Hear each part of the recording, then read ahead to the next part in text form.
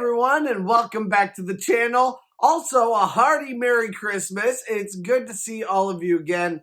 And today's going to be a bit more of a serious video. I'm going to try to make it as entertaining, maybe more entertaining than I usually am. But I'm not sure what this is really going to be like. I'm going to talk about my top 10 things that I've learned this year. This year has kind of sucked. I think for all of us, it's kind of sucked. It's not just for me. Obviously, we've had a pandemic. We've had quarantine. A lot of us are not spending time with people that we love. It seems like this year, the only people who aren't really having a difficult time of it is conspiracy theorist people. Let's be honest, this year has been rife with them. I have seen conspiracy theories that all of coronavirus throughout the world and all the people who died was just a conspiracy theory to get President Trump out of office. I have seen conspiracy theories that celebrities are drinking the blood of children to maintain their youth. All the way to, I've seen conspiracy theories that Fox News, who has been absolutely in love with Trump this whole time, was in on the trick the entire time and was just pretending to love Trump so that they could rid us of him later and tell us all the bad things about him. And I'm sure only one of those, based on my knowledge of television, is true. Anyway, though, this year I have learned a lot of things. And so we're going to talk about those things for me. Please feel free to write down in the comments what things you have learned. What are the lessons you've learned this year? I want to hear from you guys. I want to see what you've learned, because we've all had a heck of a year. I think it's good for us to take a little bit of time and decompress. Oh, before we get started, this channel turns you into a true Disney fan. Even though we're not talking about Disney, well, we might talk about Disney a little bit because, I mean, let's be honest, it affects my life. But that's not the main topic of today. This channel turns you into a true Disney fan if you just press that little red subscribe button down below. So definitely go press that little red subscribe button, and I'll see you again in future weeks. That way you know when I release a new video. It's free and easy, and what a great Christmas present. So, I don't know to who, I guess to me, but it's free. Do it anyway. Okay, so this year has been a year of thankfulness for me, of learning to be thankful for like everything. If you've been around this channel for a while, or if you've watched my old videos, you know that I kind of went through a difficult several years there while I was getting divorced.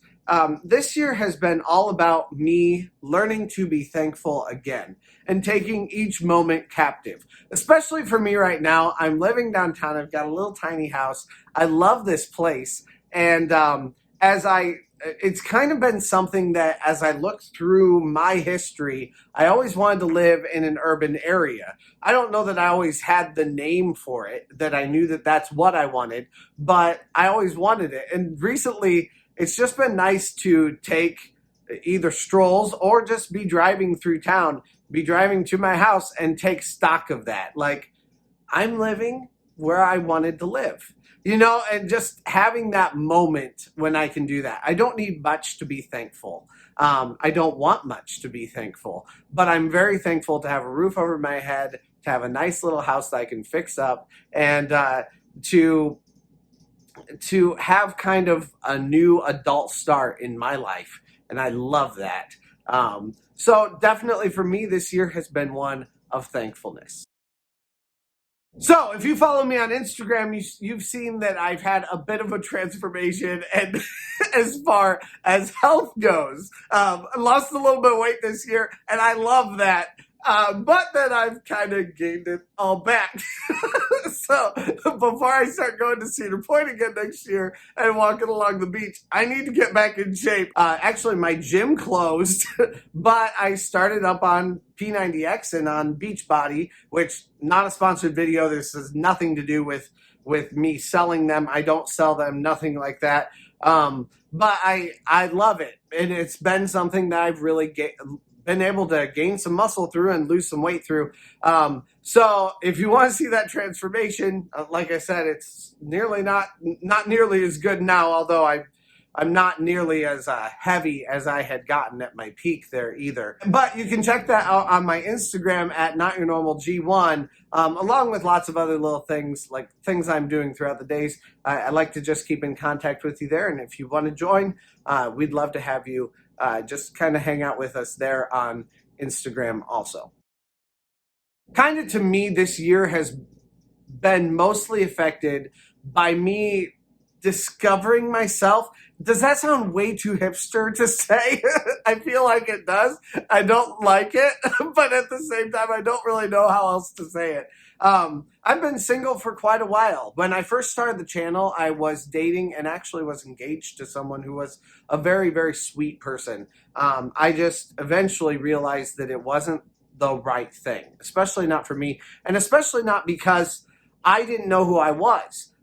Recently, I've discovered a ton of things about what I love, the things I love to do. One of those things is going to theme parks, which is something that I have enjoyed hugely in this last year. Even despite COVID, I have gotten the privilege of enjoying going to theme parks, even with a mask. Finally, I've also just gotten comfortable enough with myself to do things by myself and not feel like I have to have someone join me to go to Cedar Point. Now, that being said, I also have turned that into a, like, hey, I could talk with my YouTube audience about going to these different theme parks and how does that feel? What is it like?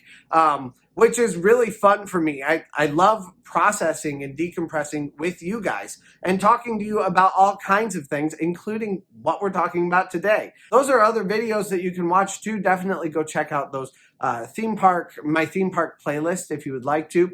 I like to spend a little bit of time playing The Sims. I like to go for walks in downtown Fort Wayne and get as many steps as I can, or go bike riding. I like to be somewhat active, but I'm always centering that around the city. These have been all important things I've learned about myself, and most importantly, they were important things that I've learned about myself that ran completely contrary to especially the woman that I married, in particular. So when I got married to her, I didn't understand who I was. I didn't understand that there were certain things that I really enjoyed.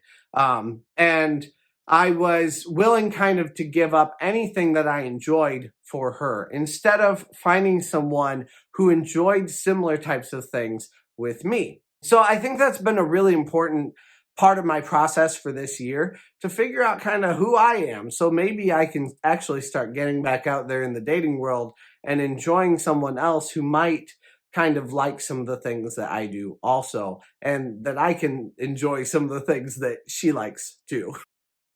This year has afforded me with a couple of different opportunities that are just kind of fun and very specific to me. We're in the midst of my little series about Disney World. I live in Indiana. I don't get to go to Disney World very much, so when I get to go, I really enjoy it. And I squeeze every moment out of that thing that I possibly can. Let's just squeeze that crap.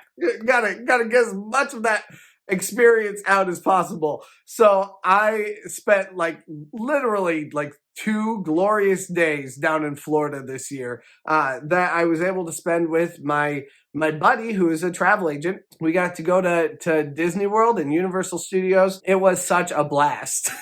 I loved being able to do that, but that was such a strange opportunity. And honestly, if I wasn't single, I don't feel like there'd be as much of a chance that I would have been able to go. So just enjoying singleness this year and enjoying the opportunities that come my way.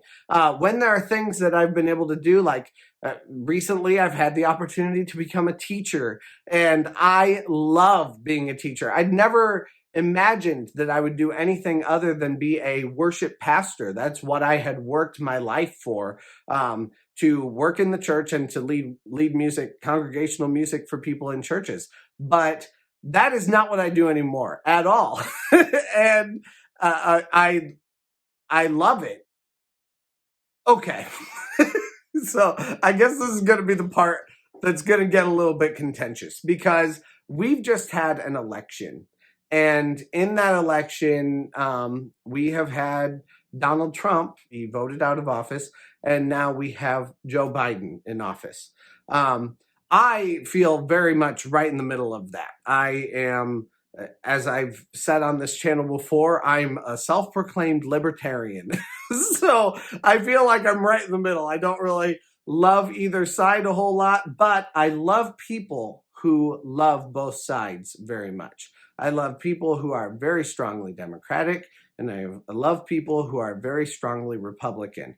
And living in Indiana, there are a lot of Republicans here. I find myself very conflicted. And I have kind of come to the point where I've just decided to put all of that crap behind me. People are people. No matter who you vote for, what your identity is, what your beliefs are, you are a person and you're worthy of love. To allow people to be who they are, not just in politics, but in anything. I think I've spent a lot of time, and this takes me back to my ex-wife, and this is a fault that lands pretty squarely on me. Sometimes I have a lot of anger or frustration or just vitriol. Maybe even I'm not angry with them. I just have a very negative attitude toward people who don't think like me. And throughout this last year, I've decided that,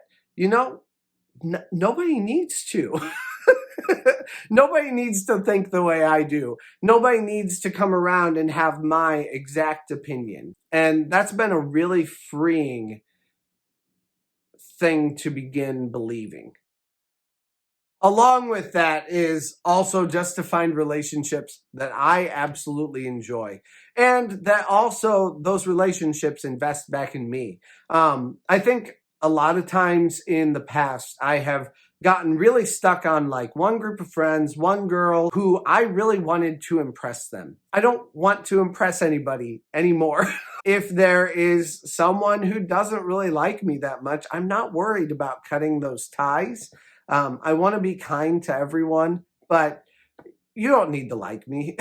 That's okay. To invest in those relationships that I really love. I've recently had a couple different times when I was going to go out with someone and have like a little date, and they canceled last minute. And to me, I'm just kind of like, I'll give you the opportunity to like come back and do something at another time, together. But if you're not interested, then that's okay. You don't need to be interested. I don't need someone.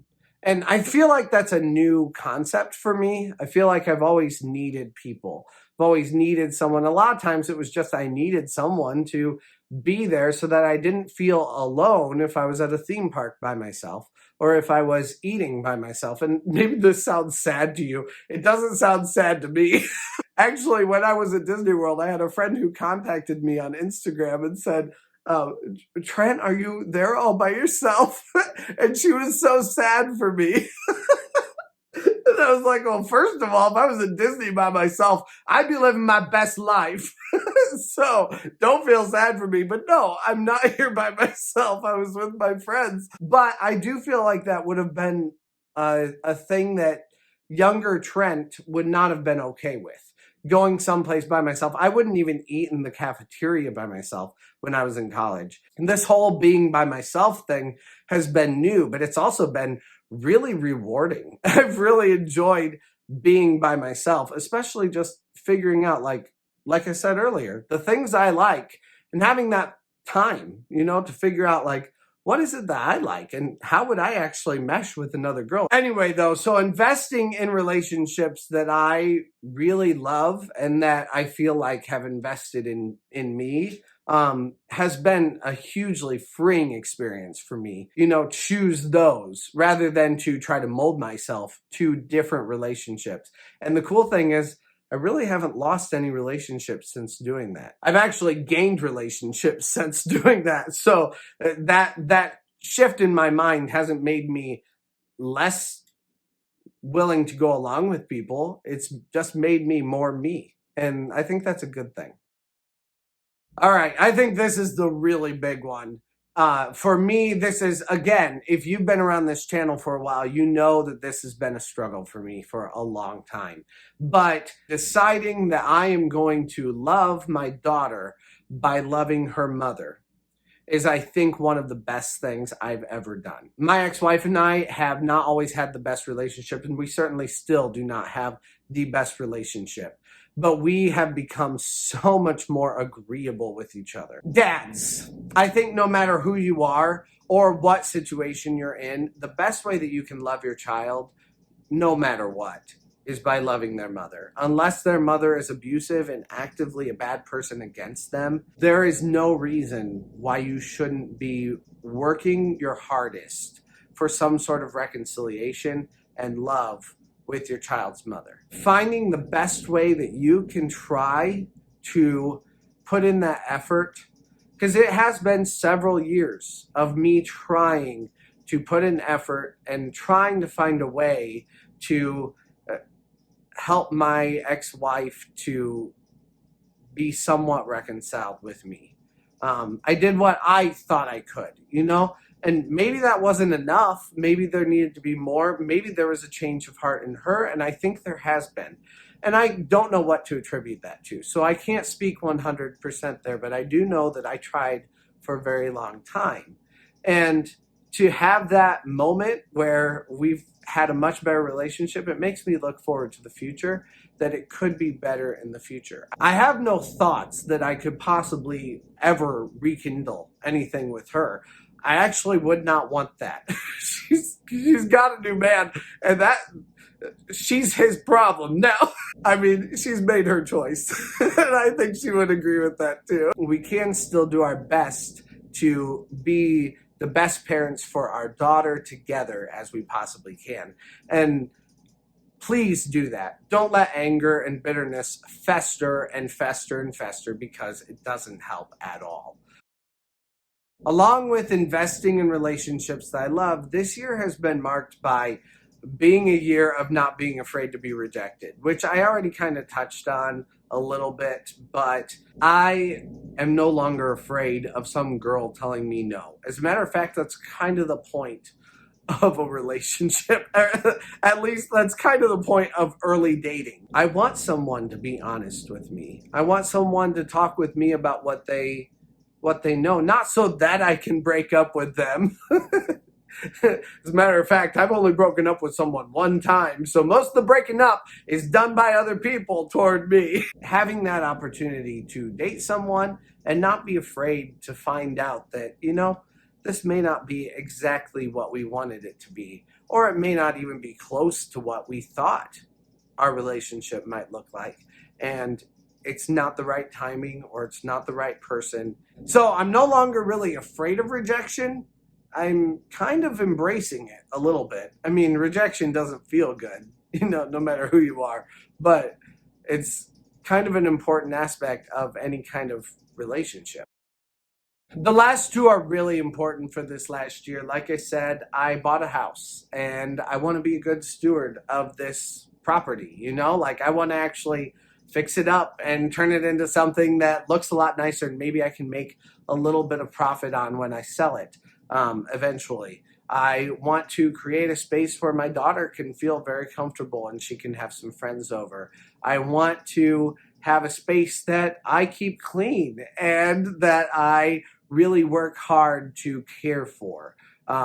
I think these are all really important things, and they've really affected my 2020, and they've turned it into a really good year for 2020. I mean, honestly, even just not renting anymore. Renting is such a drain. And now I actually feel like I'm investing in something. And that has been a huge lift for me, where I've not felt like I've just been in the cycle of being poor and being poor and being poor, like, that kind of sucks. And that also, to be honest, made the bitterness and the anger toward my divorce even worse. So to have this opportunity to invest in a property, it has been a godsend for me. And I'm really thankful to be living in this tiny, tiny house.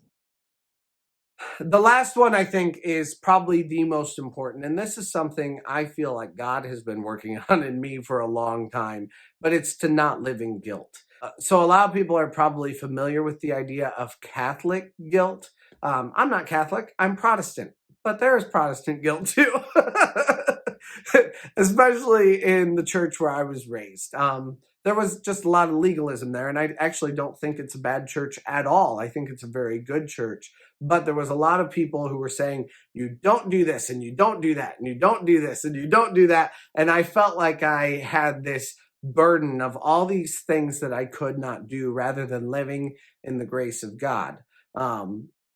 Now, that being said, I've also sometimes taken God's grace and just been like, you know what? It doesn't matter what I do. And I disagree with that for myself. So I want to change that and become a better person in 2021. So that's what we're going to talk about next. But just for the purposes of this, to not live in guilt, guilt is not something that God puts on us. God doesn't give us something that we've done wrong and then be like, now feel bad about that. Go sit in the corner. What I have figured out this last year is God finds something that I do wrong. And then he says, hey, you should look at that. You know, it's just like with my daughter.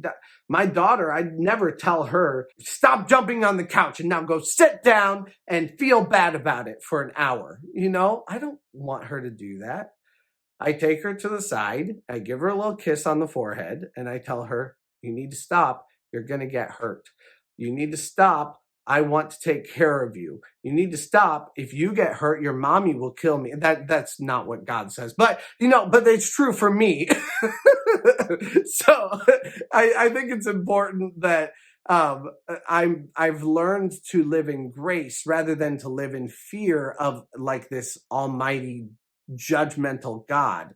Yes, God does judge, and God does judge us in the end, but I don't think that his main goal is that we would ever feel guilty about him. Instead, that we would feel led to just say, oh, I'm sorry, God, and then do something better. I will always give my daughter another chance to do anything right because I love her. And it's the same thing with God.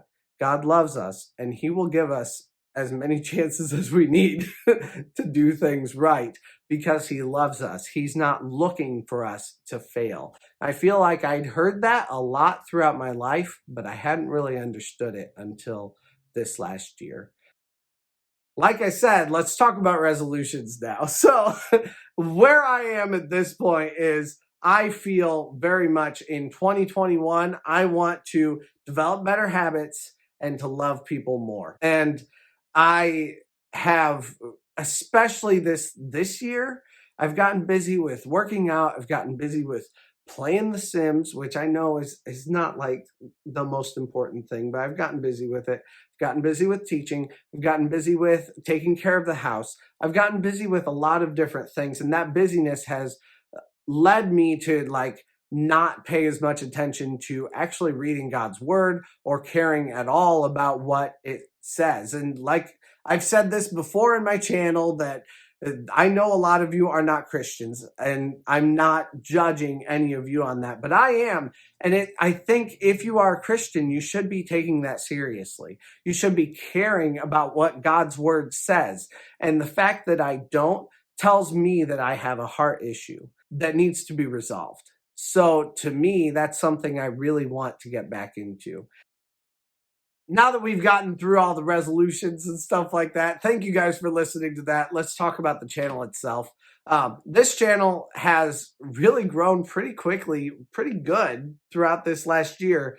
But I mean, I still have a long way to go, and that's okay. I need 4,000 watch time hours to be able to monetize, along with 1,000 subscribers. The 1,000 subscribers is really the hard part, especially for me.